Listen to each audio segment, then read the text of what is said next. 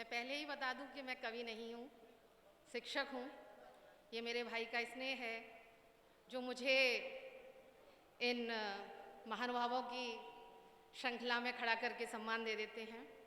जीवन को जैसा देखती हूँ वैसा लिख देती हूँ, स्वांत सुखाई लिखती हूँ।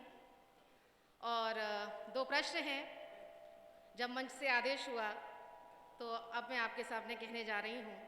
हम सभी जानते हैं, हम सभी ने पढ़ा है कि जब सागर मंथन हुआ तो उसमें से एक विष बाहर आया। और एक प्रश्न है जो मेरे मन में आया, जिसे मैं कह रही हूँ। सागर मंथन से जब गरल रूपी विष बाहर आया, सागर मंथन से जब गरल रूपी विष बाहर आया, तब शिव के यथांश हिस्से, तब शिव के यथांश में ही वो हलाहल विष आया। जब सागर मंथन से गरल रूपी विष आया, तब शिव के यथांश में ही क्यों वो हलाहल विष आया? क्यों शिव ने विषपान किया? क्यों अपने कंठ में स्थान दिया? यही मेरा प्रश्न है कि वो विष शिव ने ही क्यों पिया? क्यों शिव ने विषपान किया? क्यों अपने कंठ में स्थान दिया? अब इसका उत्तर जो मेरी अपनी सूक्ष्म बुद्धि से मुझे समझ में आया, क्योंकि ब्रह्मा विष्णु महेश सृष्टि के रचयिता, पालन करता और विध्वंसक का रूप हैं, किंतु मात्र शिव ही अर्धनारीश्वर का स्वरूप हैं। सत्य कहूं तो गरल ने नारी तत्व में ही सानिध्य पाया है। वाह। सत्य कहूं तो गरल ने नारी तत्व में ही सानिध्य पाया है। स्त्री या पुरुष का लिंग भेद यहाँ काम ना आया है। क्या बात है, क्या बात है। स्त्री हो या पुरुष, दया प्रेम करुणा है जहाँ, स्त्री तत्व है वहाँ। हम ये सोचते हैं कि अगर महिला है तो कोमल हृदय होगी और पुरुष है तो अत्याचारी आताताई होगा। ऐसी एक हमारी सामाजिक सोच बन गई है।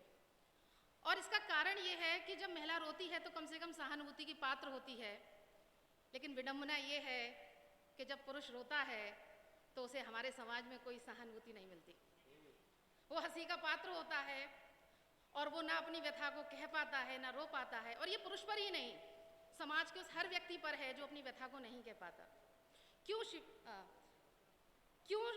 शिव ने विषपान किया, अपने कंठ में स्थान दिया?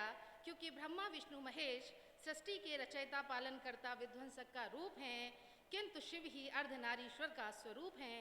सत्य कहूँ तो गरल ने नारी तत्व में ही सानिध्य पाया है। स्त्री या पुरुष का लिंग भेद यहाँ काम ना आया है। बहुत अच्छा, वाह। स्त्री हो या पुरुष, दया प्रेम करुणा है जहाँ, स्त्री तत्व है वहाँ। ये हृदय का भाव है, ये हृदय का भाव है जो लिंग भेद ना करता है। मानवता को पूर्ण रूप से प्रेम जो करता है, कि जिसमें भी स्त्री तत्व शेष है, इस भू पर वही प्राणी विशेष है। वाह वाह वाह वाह। जिसमें भी स्त्री तत्व शेष है। बहुत अच्छा है, एक नई विचार कविता है, बहुत सुंदर। एक बार तालियां। वाह। इस भू पर वही प्राणी विशेष है। एक सत्य था, है और रहेगा। एक सत्य था, है और रहेगा। गरल सदैव स्त्री नहीं, अपितु स्त्री तत्व के निमित्त भाव रहेगा। एक सत्य था और रहेगा। गरल सदैव स्त्री नहीं, अपितु स्त्री भाव के निमित्त रहेगा। जिसके हृदय में दया प्रेम करुणा कोमलता परोपकार का भाव होगा, जिसके हृदय में दया प्रेम करुणा परोपकार का भाव होगा, उस प्राणी पर उस अर्धनारीश्वर के गरल का प्रभाव होगा।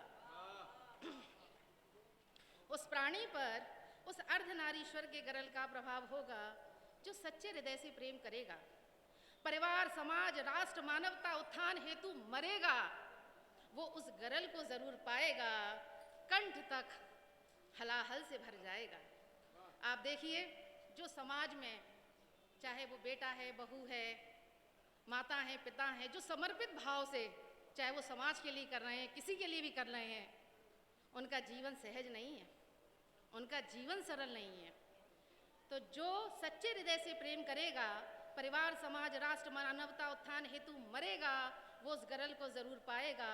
आकंठ तक हालाहल से भर जाएगा।